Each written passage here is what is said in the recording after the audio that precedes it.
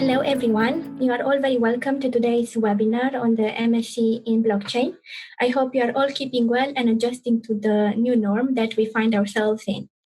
So I decided to start my presentation today with the statistics presented by Deloitte 2020 Global Blockchain Survey from Promise to Reality. Some of the results from the survey is presented here.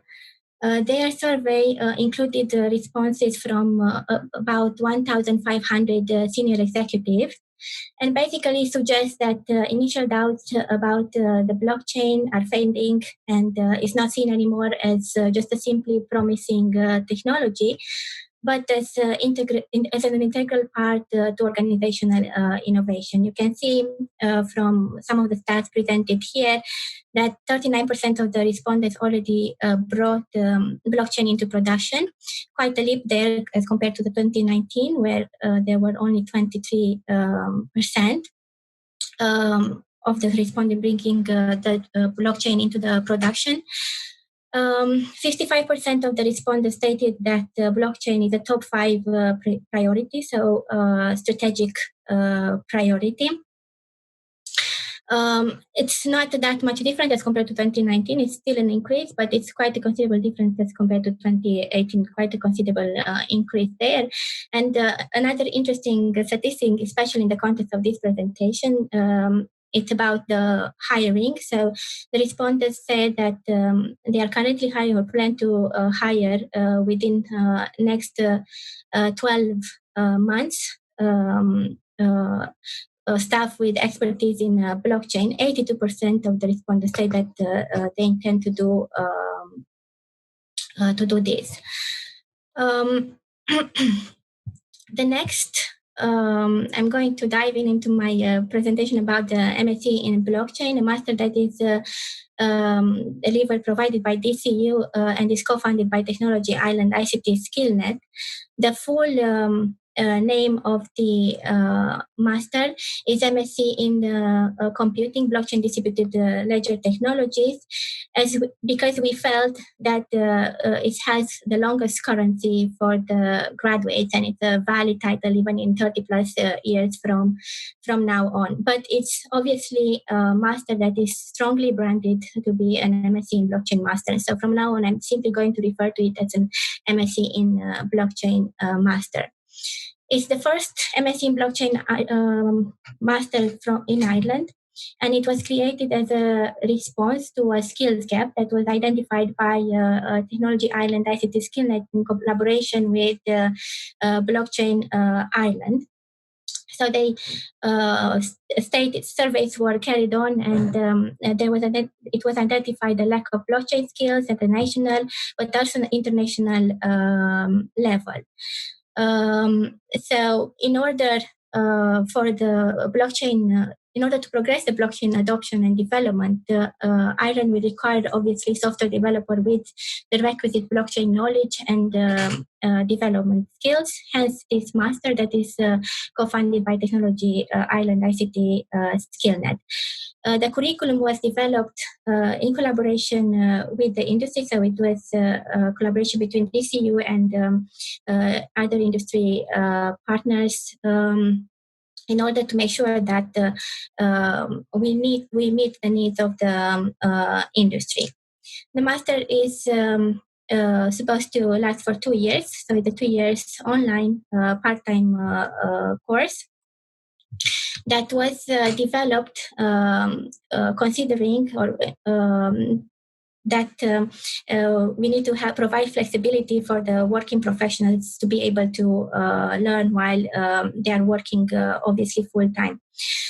So the master, the delivery of the master is an asynchronous online delivery. There are very few synchronous components and face-to-face components that I'm going to talk about next. So obviously, being an asynchronous delivery, this means that there are no timetabled hours. The people coming on the course can learn at their own pace. We use for delivery two main platforms, the DCU virtual learning environment, which is Loop. This is mainly used for the forum discussions, for submission of the assessments. This is where the lecturers are usually uploading the assessment, and the students also uploading the assessments. Future Learn platform is used to deliver the content. The content is developed by the academics in collaboration with the learning technologies to make sure that we provide the best learning experience possible. We use other tools as well, such as Zoom, for instance, for the synchronous elements. So, for instance, if a lecturer has a presentation component for one of the assessment, the lecturer will organize some, will use probably Zoom or maybe some other tool for a remote meeting, so the learner can present the work he's done. As I said, the assignments are submitted mainly online. Very seldom may exist a kind of a presentation component, but that we provide the learners with many options to book a time slot for their presentation.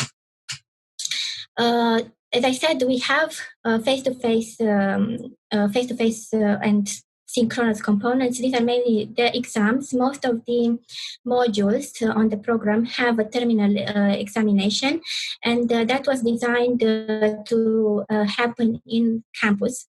However, in the past academic year, the May-June exams and also the August exam are designed and are to be designed to happen online due to this COVID-19 circumstances. It went very well, so no complaints there. Now, I said that the working professional can learn at their own pace.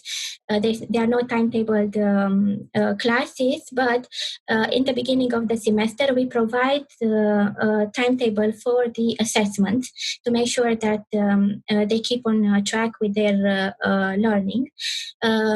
We make sure to schedule the deadlines for the assessment apart, so not to be too many deadlines in the same week, for instance. Also, we make sure that we state the content that the learners needs to cover in order to be able to complete their assessment. So the program structure of this master, it's a total of 90 ECTS credits. The European Credit Transfer and Accumulation System is used here. In general, we have 2 modules per semester, 7.5 ECTS credits each, with the exception of the second year, where throughout the both semesters and also in the summer period, those that are coming on the program, they need to do their blockchain practicum, which is a 30 ECTS credits module, in line with all the blockchain practicum that we have on all our master programs. Basically, the blockchain practicum requires the learners to develop prototype blockchain software systems to solve a real-world problem, or to analyze blockchain subsystem and propose improvements. We are quite flexible with the topic proposed. We have lecturers that have proposed some projects, but we strongly encourage the learners to come with their own ideas. We are also open to projects that are supposed to be developed in an industry setting. So, for instance, if they want to develop the project in the context of their own workplace, this can be discussed. Every student will be allocated supervisor, an academic supervisor, and he can discuss all these ideas and the setting of the project and everything with the supervisor and decide on the course of action. I presented here an overview of the modules structured per year and semester. We provide modules. You can see the first module there in year 1, semester 1, research method and professional skills. It's again a module that is delivered on all our master modules. Is introducing the learners to research method professional skills, law and compliance, ethics, and so on and so forth. It's highly important. They are usually highly important skills acquired doing this module, and we have quite a good feedback in relation to the content of this module, including from the first cohort of the MSc in blockchain students from past academic year. They were quite happy with it. Then we have 2 cryptography modules, one in first year semester 1, then in second year semester 1, cryptography and number theory, respectively public key cryptography and security protocols. Obviously, cryptography is an integral part of the inner workings of blockchain technology. Public key encryption serves as the basis for blockchain transactions. Cryptographic hash functions provide the trait of immutability. So it's very important. They are very important modules in the context of the blockchain technology. Blockchain basics and applications is a module that introduces the student to blockchain technology and how it can be used in applications. Cloud systems, it was introduced considering that one of the major ways to use blockchain as a service, for instance. So we felt that the students coming on the program will need to have an understanding of the cloud systems as well. Blockchain scalability will give the learners knowledge of the many technologies that underpin distributed ledger implementations and smart contract architectures and how they scale. Developing blockchain system is a highly practical module about developing blockchain application using Ethereum and Hyperledger. Computer security, it's quite an important module when studying any kind of master in computing, but also especially when studying on a master in blockchain. It's aimed to provide a thorough understanding of the theory and practice of computer security. And I think it's quite important from the learner studying the blockchain to have a good understanding of security, especially because there is this kind of false sense of security among or they can be this false sense of security among the blockchain developers that blockchain technology is considered to be a highly secure technology, which is true, but when developing smart contracts, we still need to implement secure development standards and practices to make sure that our code is secure. Recent attacks, for instance, exploited vulnerabilities in code that could have been avoided with simple secure coding practices. So this is pretty much, and you see I added the blockchain practicum in semester 1 and semester 2 of year 2, and the work is planned to be finalized during the summer. So basically the examination of the project of the blockchain practicum will happen in August. You also can see that I added there between the brackets, for instance, for the research method and professional skills, 40% CA. CA comes from continuous assessment. So basically the assessment that the learners are supposed to do during the semester, and then 60% it's the terminal exam. So those are basically the weightings in calculating the overall mark for the module. The eligibility for this MSc in blockchains. So all IT professionals in employment in the Republic of Ireland registered companies are eligible for this master's once they have a level 8 honors degree. Minimum of H2 or higher in computer science. computing, computer applications, or related disciplines. If the applicants don't have or don't meet the entry requirements, we can still consider them if they can demonstrate the previously obtained competence equivalent to the entry requirements. For instance, if they have extensive experience in industry experience, etc. So we can still consider these applications. The fees, so the eligible candidates can avail of funding to reduce course fees to 2,750 per annum. Who are these eligible candidates? Well, they are those awarded a place by the college and who are working in private or commercial semi-state organization in Republic of Ireland. The next steps, if you are interested, and hopefully you are interested to apply to study on this program, is to go to this link, hit the Skillnet training MSc in blockchain, and to apply online there. The first step is to submit, to download the brochure, to see more details, submit a CV. And it's important to say that the application are being taken now for the next academic year, the 2021 academic year.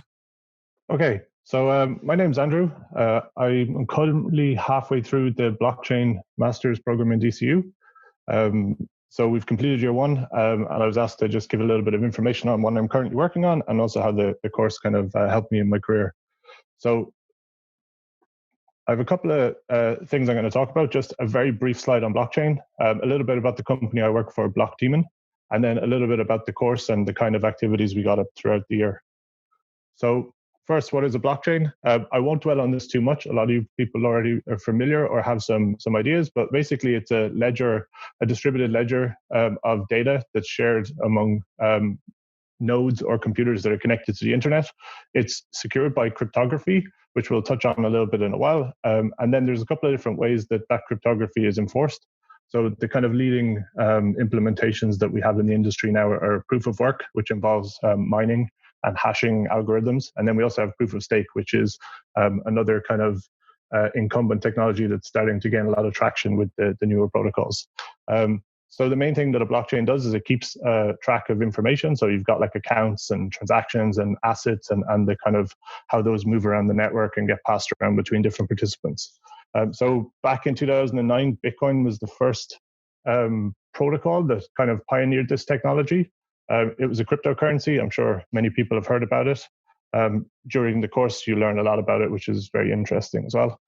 So there's two types of networks that are kind of doing, that are working through the industry at the moment. You've got the public permissionless networks like Bitcoin and Ethereum, and then you've got the kind of private networks that are kind of more industry developed or suitable for industry development. And a good example of this would be something like Hyperledger Fabric, which is mostly developed by a consortium of different companies, IBM being one of the leading companies in that consortium.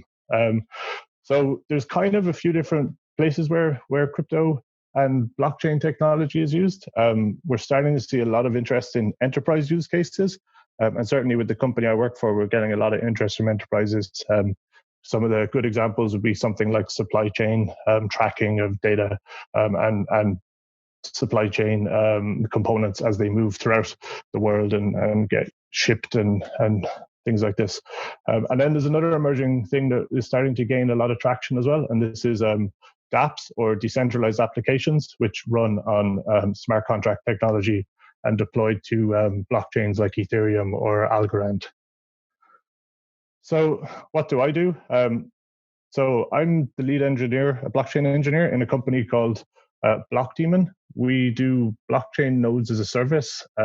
So we have a lot of different protocols that we've onboarded onto our platform. And you can call us a blockchain as a service company or a node as a service company. Currently, we've about 20 protocols, maybe a few more. We try and work with most of the big protocols out there. A lot of our customers are either developers or industry kind of people who want to experiment with certain protocols. We work a lot with large investment funds, and we also run our own public validator nodes on these networks.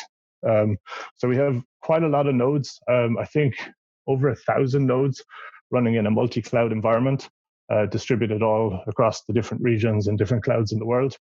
We also have a data center with some dedicated machines for various secure features that we have to implement with a lot of these protocols. And then we also have a couple of other projects that we're working on. So we have Ubiquity, which is a data API that kind of sits across multiple blockchains and offers a unique, consistent API experience across multiple blockchains. So we do all the heavy lifting of converting to the different APIs that each of the blockchains use. And we're currently nearing production readiness for that. And we also have another project called the Blockchain Package Manager, or BPM as we like to call it internally. The idea here is that a developer or an organization can use a tool similar to NPM for the Node.js ecosystem, but to deploy blockchain infrastructure either on their laptop or in their own data center or in their own cloud servers. And the idea there is to have a unified experience across multiple blockchains. So currently we have a lot of employees in Ireland. Well, I say a lot, we have several employees in Ireland. We're the European base, and we're currently hiring for a lot of positions. And it's essential for us to have a skilled resource pool where we continue to bring developers in who can contribute to what we need. So that's kind of what I currently work at. But how does this relate to the blockchain master's course? So the MSc course is a well-rounded course. So the students who participate in it get a lot of exposure to a lot of different technologies and a lot of different topics. And as Irina showed earlier, there's multiple different modules throughout the year. And the ones that we basically, that I participated in this year were cryptography, the distributed ledger technologies, cloud systems and data processing, and then some professional skills and ethics and law. So this is one of the more interesting topics. Throughout my career, I've never really considered ethics with the systems I've been building, and also the laws. My previous software experience was in a well-defined industry, in the travel industry, and as an engineer, I didn't really have to think of the code I developed could have some law that I wasn't aware of. So this is very interesting, and certainly for the students that are coming up through the ranks working in this emerging technology space of blockchain and cryptocurrencies, it's very good that they have an understanding of the law and also the professional ethics associated with the systems they may build. Some other interesting things that we did throughout the year was we worked a lot with the cloud. So we built some systems that worked in AWS or Google using technologies like Docker and Kubernetes that allowed us to build some applications and deploy them using the skills that we learned in the class. It's also beneficial for us to understand and also to play around with some of the cryptographic systems that underpin the whole blockchain space. Throughout my career, I've not come from a cryptography background. I've come from a software engineering and DevOps background. So to actually understand the cryptography that holds all the blockchain software that I work with every day together was very important for my career, and gave me a good foundation of the understanding of the integral parts of a blockchain crypto system. So throughout the course, you get to experiment a lot with some of the innovative technologies. Like I said, the Docker and the Kubernetes, and these are essential to kind of moving the blockchain system forward as systems that the engineers build become kind of part of the standard software developer stack going forward. And the MSc course will hopefully produce a lot of talented engineers that have a lot of experience in the not just blockchain, but also the surrounding technologies associated with it. So here's an example of one of the assignments that we worked on. So this was a data processing assignment that I built using different data processing techniques that I'd learned throughout the course. Basically, it scraped the data set from the internet of the COVID-19 cases, did some processing on it, and then built a dashboard technology that served up kind of real-time information, and then basically automated how it all worked. So this was a great assignment to work on. Data processing is not something I've done in my career to date, so it's very interesting to use cloud technologies, data processing technologies, and things that I had a lot of experience with which was web technology. So very interesting. And going forward in the blockchain space, it's the blockchains are full of data, so it's important that we can use the tools and systems like this to aggregate data, present them, and show them to people who need to perform some analytics or have some interaction with the blockchain. I guess, coming out of the course, what kind of things could you expect to work on? Using the company I work for, Blockdemon, as an experience, we're constantly looking for engineers who have DevOps experience, data analytics experience, architects who can kind of envisage how these new blockchain systems can all work together with existing software stacks. And as Irene said earlier, security is a very important part of blockchains, especially if there's financial implications like Bitcoin or Ethereum or any value associated with the systems that are being built. There's a lot of documented cases of hacks or exploits where people have left the back door open and funds or something like this have been drained from a system. And then obviously there's a lot of legal things that need to be considered. So it's very good that a lot of people can have, it's not all technical roles in blockchain companies. There's jurisdiction, have different rules, and globally, one rule in America might not be the same as in Europe. So the industry, from my experience, is expanding rapidly. I think we're in another growth phase at the moment. And I think coming out of this course next year and in the next few years is going to be a very good time. And there'll be a lot of positions that will be required to be filled by engineers who have, or even students who've had kind of an introduction to a lot of the things associated with blockchain technology. It's not all about cryptocurrency as well. A lot of people enter the space, like myself, through the eyes of Bitcoin and getting rich. But from my experience, a lot of the projects that are being built are industries figuring out things like supply chain or digital identity or voting systems. There are just a few examples, but there's a lot of innovative, disruptive projects being built. And I think smart contracts and private blockchains and things like these are going to have a lot more impact over the next few years. So I think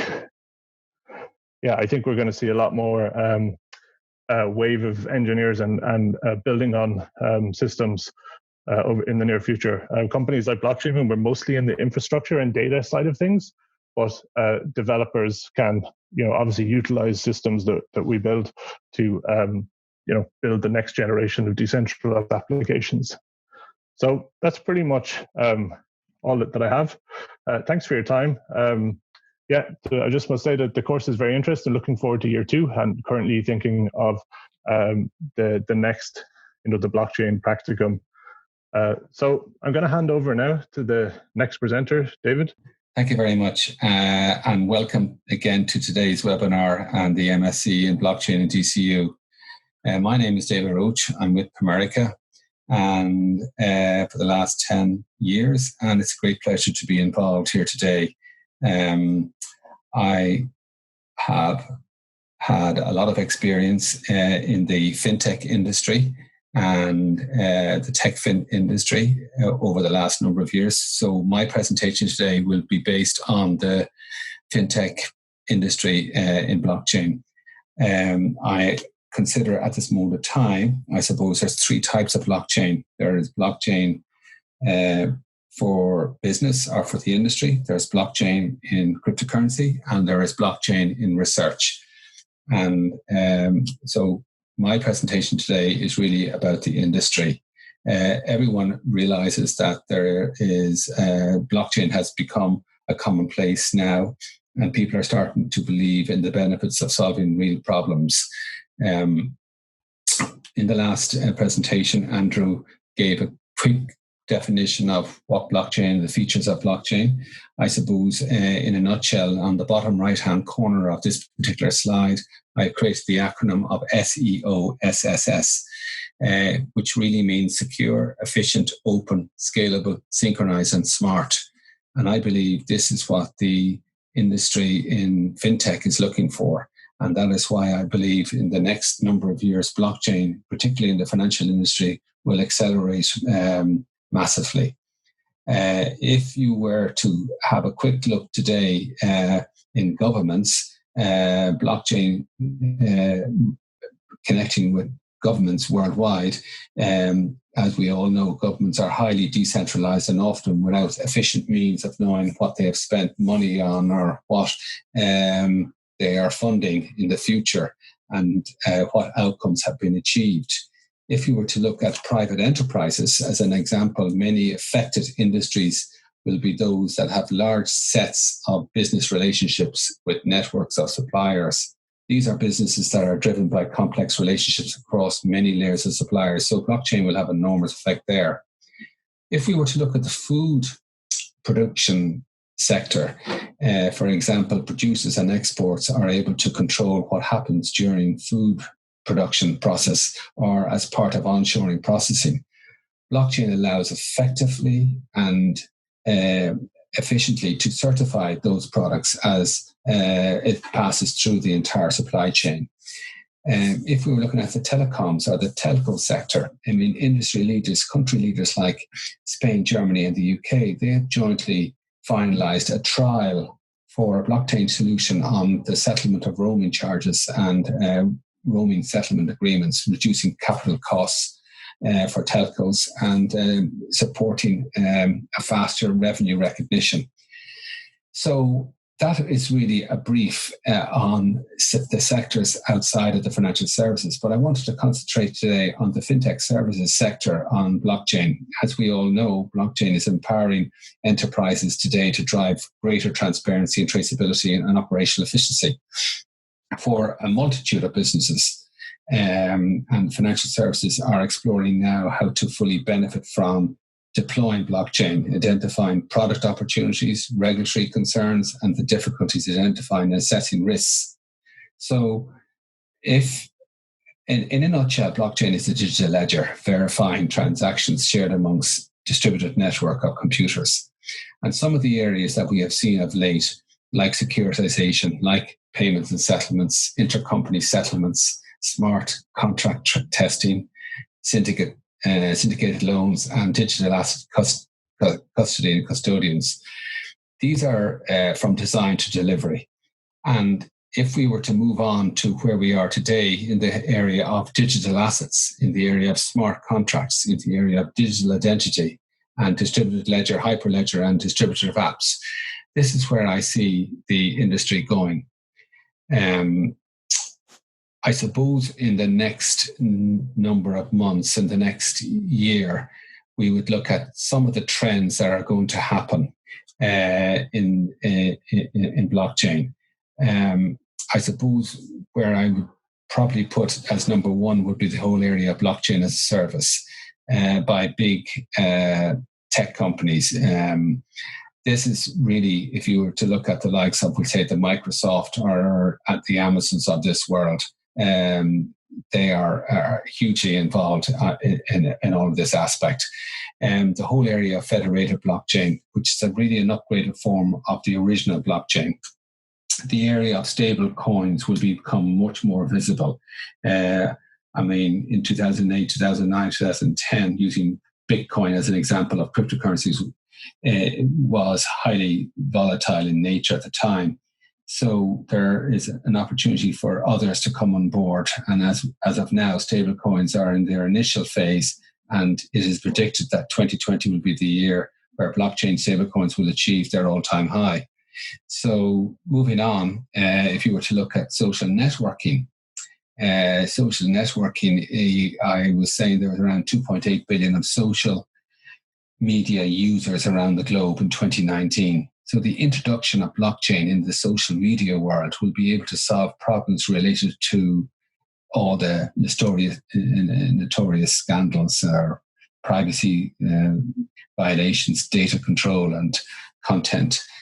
All of that area will be much more secure under the blend with blockchain. If we move on to the interoperability, whereby the ability to share data across multiple blockchain systems and networks. The area that probably is the area where I'm coming from is the whole area of the economy and finance, and how that will lead blockchain applications. Unlike other traditional businesses, the banking and financial industries don't need to introduce radical transformation to their processes for adopting blockchain technology. After it was successfully applied for the cryptocurrency, financial institutions began seriously considering blockchain adoption for their traditional banking operations. This is where the cost saving will be quite dynamic in the near future. I mentioned there earlier on about the governments and the blockchain integration with government agencies. This is really an area affecting and how to make data management more effective and more efficient. And then the last three areas here where I believe are massively important to the development and the growth of blockchain in the very near future is the whole area of blockchain with IoT. Billions of devices connected worldwide means that IoT is a target for cyber attacks, and cybersecurity associated with IoT is massive. So this is an imperative, in my opinion, where you will see huge growth in the blockchain arena, the blockchain space sector over the next short while. And finally, what's very apt for today's webinar is the whole area of universities and how we can get universities to create the experts of the future. I've always believed, and I've always been a strong believer in recognizing our talent within universities. So I'm delighted to see the MSc in blockchain in DCU, as I believe in the near future, this is the way we will be able to look after the talent that we existently have and upskill it accordingly to become blockchain experts. At this moment of time, we've only got a few percentage skilled blockchain technologists here. And if we wanted to fly the flag in a much more center of excellence, we will need blockchain experts. So moving on, in giving you a brief description of where the advantages are in blockchain for businesses in industry. If you look at the top of the clock, it'll become more secure. Big banks are vulnerable to hacking. So big financial institutions, really, that should be. And blockchain will make it far more secure. There'll be a high level of reliability. It'll be very reliable. It'll eliminate the ability to see off cheats. It will increase the whole network of transparency. It will remove intermediary fees. And I say that because I believe there's a huge amount of lack of transparency attached to intermediary fees in relation to custodian, asset management, wealth management world. It will increase the frequency and the efficiency of trades and increase the access to diverse populations as well and locations, just as we see now. It will allow more people and businesses to trade globally. And it'll be of greater ability to customize. So the whole blockchain networks, as we all know at this moment of time, can be public or private with restricted membership. So overall, a faster way to conduct transactions. So if we were to move on to do a quick summary, I would see the four areas that would determine the growth as digital currency, record keeping, securities, and smart contracts. If you look at digital currencies, you see the way e-commerce and global payments and remittance has gone in the last while. If you look at the whole area of record keeping in relation to healthcare, title records, ownership, voting, intellectual property is massive. And the whole area of the securities world, where equities, private markets, debt, crowdfunding and derivatives, all that market and sector is massive in relation to securities. And smart contracts, while they're at the tail end of POCs at the moment, that's going to grow massively also. So moving on, I wanted to talk a little bit about the opportunity and the wheel of opportunity that surrounds blockchain. Sometimes blockchain is seen as a demand whereby it is far away and not yet landed. But there's a huge amount of opportunities in the individual areas within the blockchain wheel of opportunities. And I just brought a few of them there to bear today. If you look at the top of the clock, you have the information security analyst. You have the project manager. And the project manager doesn't have to be sort of fluent in blockchain. He can work as a collective, understanding the straight-through processing opportunities that are arrived at in many FinTech projects. The research analyst, the development representative, the technical recruiter, and the intern. We have seen so many opportunities over the years working with universities, industry working with universities, and collaborating with universities in order to get interns into the business. And this is something I believe that as long as universities portray the opportunity to develop MScs or degrees in blockchain, we will see more and more interns. The whole arena of data analytics, data science, data mining, huge there, huge market demand there, and the marketing specialists to understand the whole overseeing and development of marketing campaigns. If you look at the designer, the person who is going to concentrate on websites and the user interfaces, the legal consultant, the quality engineer, the developer, and the blockchain engineer. Obviously, these are very significant opportunities within the circle of blockchain. And I just thought I'd bring a number of them today to give you the opportunity to see where the growth plan is coming from within the blockchain sector.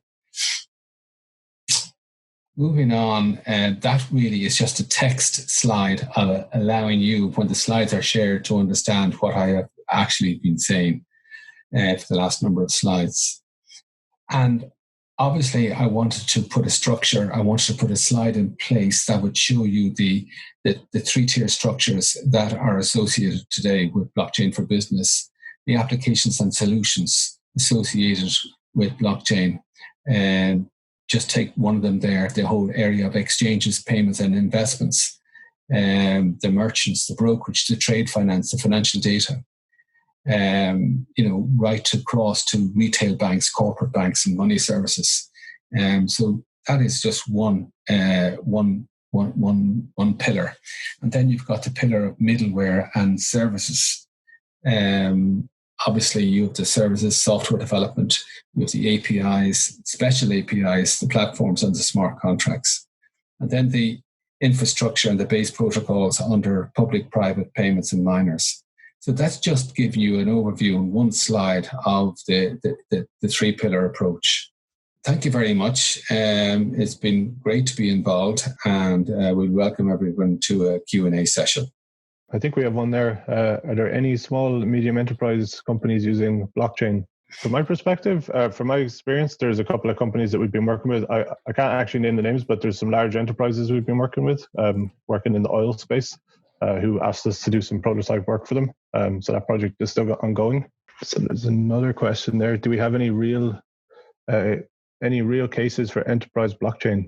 I guess one thing that might be useful for enterprise blockchain is a lot of companies who need to work together but don't necessarily have systems that are integrated could use a permission blockchain where they let each other participate in their network and give each other, access to the systems, whether it be for sharing documents or sharing data or some sort of supply chain system.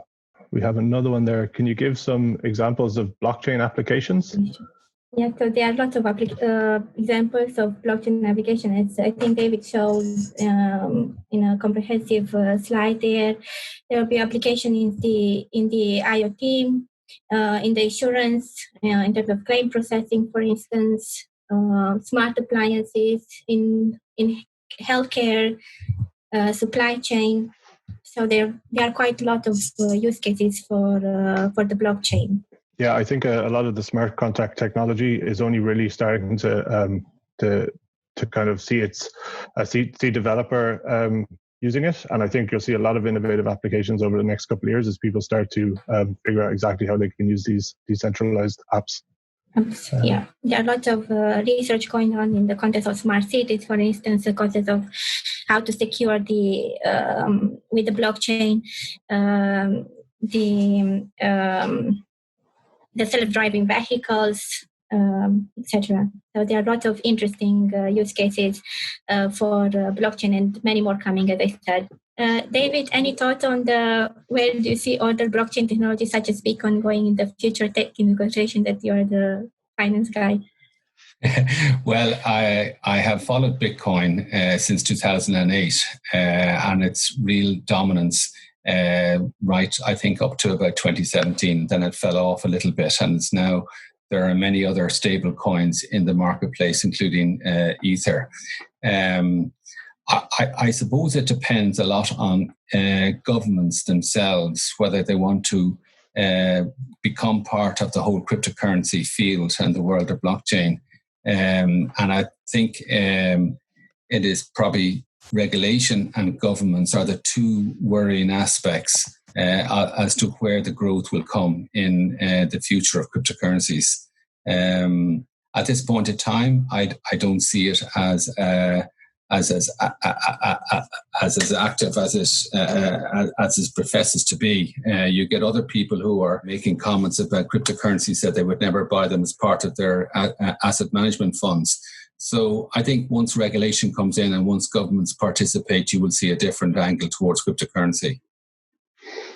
I think following on from that, currently I work a lot with Lightning Labs, who are developing the second layer solution called on the Lightning Network for Bitcoin, and there's a massive thing brewing in that space at the moment. So the ability to send value on chain or off chain on the second layer for the equivalent of one Satoshi, which is a millionth of a Bitcoin, as your transaction fee is really innovative, and you're going to see a lot of stuff in the next year that is going to hit the markets, I think. Like I said, I'm working with a lot of these guys, and they actually are building a lot of stuff that other protocols aren't even considering yet. So I think yes for the financial side of things, but the Lightning Network will have a massive change. That's why I felt there was three types of blockchain. I genuinely believe there's blockchain for business and industry.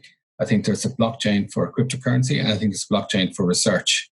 And obviously they do integrate and they do interconnect, and they are very forceful in relation to when they interconnect. But at this point in time, I just feel there is a regulation issue and a government issue in relation to all three. But a lot of the blockchain enterprises at this moment of time have proof of concepts that are just at the end of the proof of concept stage. And you will probably see a massive development in the whole blockchain world in 2021 when proof of concepts turns into commercialization. So there's another question there. What programming skills are necessary to be successful in blockchain? So from my experience, there's a lot of libraries that work with most protocols. So for instance, Golang, Java, JavaScript, there's a lot of Python. Python is a big one. These are very common languages, and a developer can easily use those to interface with blockchain. If you know one of them, it's very easy to transition to another one. With regards to the smart contracts, most of these are in kind of new languages that are very specific to the blockchain that they work on. Yeah, such as Solidity, for instance. But that will be anyway taught from scratch on the program. So in general, it's good to have a programming background because as Andrew noticed, once you know thoroughly a programming language, it's quite easy to transition to learn another programming language. C++, for instance, is also very useful. Java, as Andrew mentioned, and all the other specific languages such as Solidity that this is mainly used on the course will be taught from scratch. What sort of time commitment will the course generally require? Well, it's like in total, like for a module for 7.5 credits, we kind of estimated a total of 180 hours of work. So it is quite a strong commitment, but it is a level 9 degree. So it is the highest kind of degree that you can get, of course, except for the PhD, which is a level 10. Maybe Andrew can give an insight as from his perspective. Yeah, so I will say there is a considerable amount of dedication you need to put into the course if you want to really get the benefit out of all the content that is provided. Because it's online, it's great, so you can kind of work on it when you feel like you can or when you have time to do it. So, for instance, I'm quite busy with my employment, working in a startup, so a lot of my time would be, I guess in the evening or maybe at weekends. So it's up to you how you want to manage your time. But when you have to do some assignments, there is dedication to them if you really want to use the information that's taught and get a good mark. There's an interesting question there from a person who's doing a bachelor's in commerce and masters in FinTech, and they basically have concentrated on their experiences in finance and accounting, and they have zero knowledge in IT. How is it possible for me to proceed ahead of this with this course? And I think it's very possible. And the reason why I say that is because I don't think blockchain engineers will work in isolation anymore. I think what's going to happen is there will be blockchain projects, and there will be people with all different skills required in order to get blockchain over the line. So whilst you might have experience in finance and accounting and may not have experience in IT, you will be able to work accordingly together in order to ensure blockchain is a secure part of the project. So you don't have to become a specialist. I'm not sure, would you agree in that, Andrew? But I believe it's very much a question of collaboration nowadays as distinct from isolation. I think with regards to industry, then definitely that is the case. Like, for instance, our company has a lot of engineers, but we don't have a lot of discipline in finance or accounting, so we need to onboard people who are familiar with that to work in our blockchain space. With regards to the course, there are a couple of challenging assignments that require some coding experience. With regards to the cloud stuff, a lot of this is taught to you through the subject, so you should be okay with that. The concepts obviously are taught to you. But as I said, there is a couple of subjects with challenging coding. Maybe, Irene, you could provide some extra information on what a student might need. Yeah, I see some challenges there in relations to the even cloud system. I think it will be challenging to do that module without any prior coding experience. And probably in the developing blockchain systems module, but again, many of the, especially the specifics for the blockchain, the specific languages will be taught from scratch. However, I would suggest to the person who asked this question, Anurag, I think, to try to do a course in maybe Java or a programming language, to try to learn a programming language from scratch and see how that how easy or difficult can be. But definitely, programming skills will be required on the course. I don't see it possible, for instance, the blockchain practicum without programming skills to be done, and modules like cloud systems, modules like developing blockchain systems. Some programming elements will be also in the security protocols, and the computer security won't be heavy programming elements. It's mostly about the understanding of the code, reviewing the code, trying to identify if there are secure coding practices involved or not, how to modify the code to take into consideration the secure coding standards and practices. But yeah, it is a bit challenging. So I think this is my advice, to kind of try to learn a programming language from scratch and see how, well, anyway, it will be from scratch. So see how that goes. Because definitely you will need to get up to speed with your programming skills on the course. And just to follow on from that, with regards to the question we answered about time constraints, if you are learning from scratch, that will also add to the amount of work you put into the course. Exactly. Yeah, that's a good point. There's an interesting one there, question, and I think in the forums we debated this a lot during the course. How will blockchain get around law regulation in the future in different locations? So I'll leave that to the guys if they want to chime in, but I know I debated this a lot with my class colleagues. I don't have a lot of information on that, where it is at the present time. I just feel as part of European law and as part of regulation attached to each particular country. I think it's going to be a difficult scenario to have law that's different in Europe, we say that, compared to, we say that law might be different in that of the US. So our law in Israel, our law in some of the Far Eastern. So it's going to be quite difficult. And I think this is something that will be probably sorted out in the next 15 months, 2 years, and you will see a huge development in blockchain because of it. At this moment in time, I see regulation as one of the hurdles that has to be overcome. I don't think it's going to be an obstacle. I just think it'll be a hurdle that has to be overcome. There's also a lot of work going on the standardization now. It's currently under development, and some of these aspects are discussed at that level as well. I think if we had a person from the legal world here who has been through some of the proof of concepts to understand how smart contracts, for example, are going to work with regulation, you would probably get a very concise answer. But unfortunately, my expertise is not in the legal world. I'll just say thanks for attending, anyone who's participated. Hopefully you enjoy the course.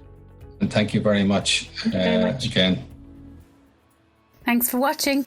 If you enjoyed this webinar, please follow us on Twitter and LinkedIn to be kept up to date with all our news, events and programs. You can also subscribe to our YouTube channel for more videos like this one.